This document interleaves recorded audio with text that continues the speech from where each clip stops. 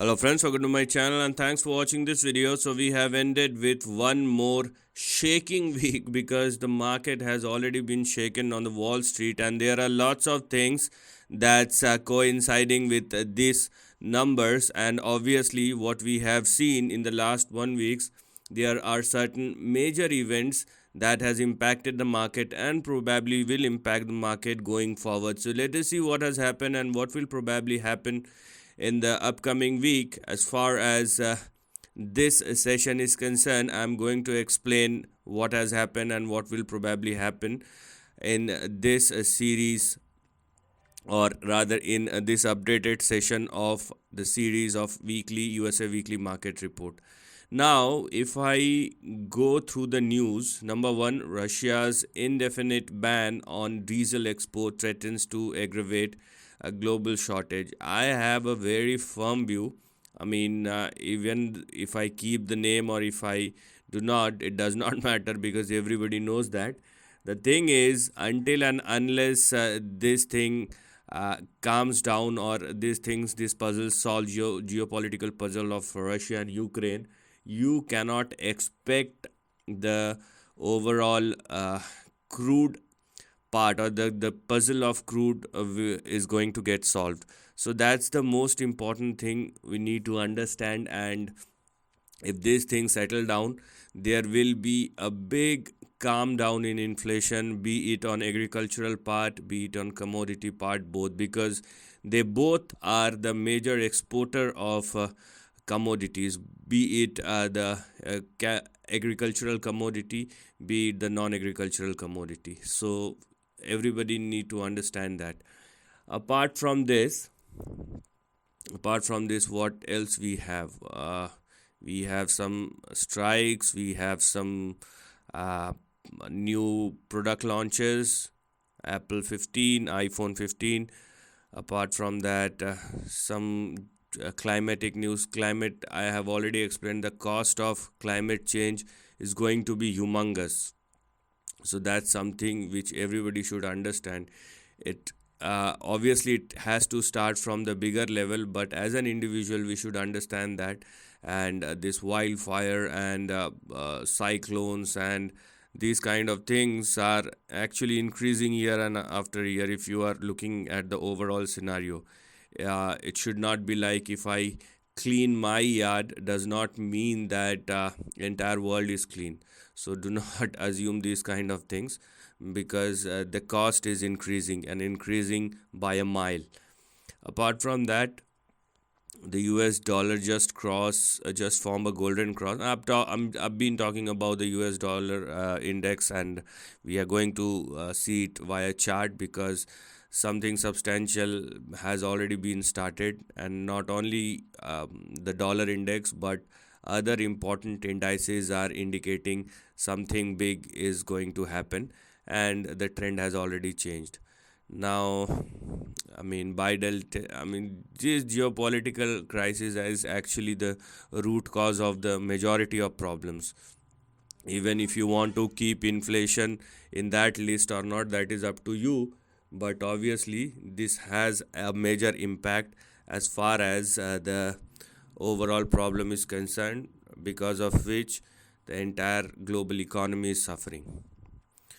So the need for the few is now the curse for the more. So this is what we have over here. Apart from that, Bank of Japan leaves rates unchanged on concerns of extremely high uncertainties. That we will see depending upon the data. And there are some movie news, and this is just my observation that when you have business press releases are flashing more entertainment product, or political news, sometimes it happens something is going on in the market. That's what my belief is. And everybody knows about the geopolitical crisis here and there. It is not only restricted to Russia and China, beg your pardon, Russia and Ukraine, but there are lots of things which are happening across the globe, and one must keep their eye on that. So, so the thing is, it works like a multipolar world. Okay, that's the problem we have right now because because the thing is, problems are emerging from time and time again, and it's from different parts of the world. So this is not good because if you are looking at the global economy, obviously the US market is a mother market, but problem in one part of the body, and your entire body can sense it. So that's how global stock market works. Anyways, if we go down to the market segment and see what is happening over here. So Dow Jones on last Friday down by 106 points, Nasdaq hardly 12 points, S&P 500 9 points, 9 or 10 points, gold up by 5, oil at 90, US 10 year bond yield, which I am tracking very very closely, and this is giving you a serious kind of indication that I will show you. And now VIX started trading above 15 or 16, and that's not a good sign, which means volatility is now coming back into the market. So VIX in US market trading at or above 15 or 16 indicates volatility. Apart from that, you can clearly see majority of the short term yields are now above 5, 5.3, 5.4, 5.5. But the thing is, now the long term yields are also moving higher. That's the biggest thing. And US dollar index now uh, closed above 105.58. Okay, so I will explain you why this number is important and what does it indicate. So what I will do this time, we will start with the US 10-year yield. Okay, the US 10-year yield, because that's I've been checking it, and that's giving us a very bad signal, very bad signal. So this is the price chart of or long monthly chart of US 10-year yield. Now what I'm going to do, I'm not going to do much.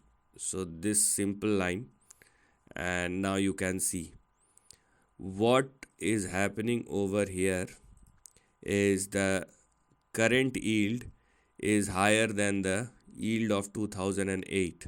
Okay, so previous high was, it's June, uh, yeah, so it's June 2008 when it was 4.38. Now it closed at 4.43, and if it crossed 5 or 5.2, then it will move beyond the highs of 2006. So something serious, very very serious is brewing up over here, because I have no doubt the way it is moving. I'll also show it to, let me zoom this chart and let me explain it to you. So above 4.38, and this is indicating some serious challenges. I mean, it's, if you want to trade in bond market, obviously it's good for you, but for the health of the overall market, it is not giving us a very bright or a rosy picture. So this is what we have here. Now if I do look at this chart, what I'm going to get over here is an up move, and first of all, we have our stop loss at 4.17, and if it continues to sustain above that, or let's say it is 4.2, but if it continues to sustain above the line, what we have in the next couple of weeks, months or years, depending upon the time frame, is it's going to increase and retest somewhere in between 8 and 11%, which is massive, phenomenal. I mean, this is completely based on trend, but the thing is, if the trend is indicating this thing, and by the way, nobody knows what's going to click in the market, be it on the upside or on the downside. But if this thing turns true, then I mean, I don't know what's going to happen, because 8% yield is phenomenal, massive. There will be a huge amount of global outflow from the emerging economies, and money will move back to the US treasury market because of this. And this is going to have a massive impact not only in the emerging market but also in the US equity market. Because consider this thing, if somebody, if let's say Warren Buffett is holding more than $100 billion of cash at any point of time, maximum when he don't have any opportunity. Now if he gets an yield of 10%, why should he go to,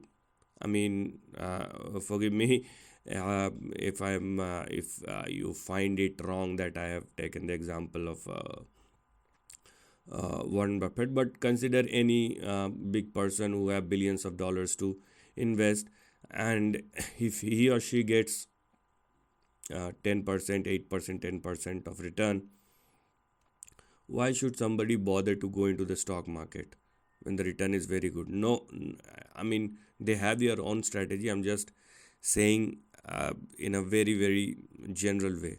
Okay, so it's a free money, and I'm not going to do anything for that. So that's how things are working like that. And this trend, obviously this is getting narrower, but if this is going to work out the way the chart is indicating, it's not going to good for the market, but it will take time. We will see whether this fizzles out or not.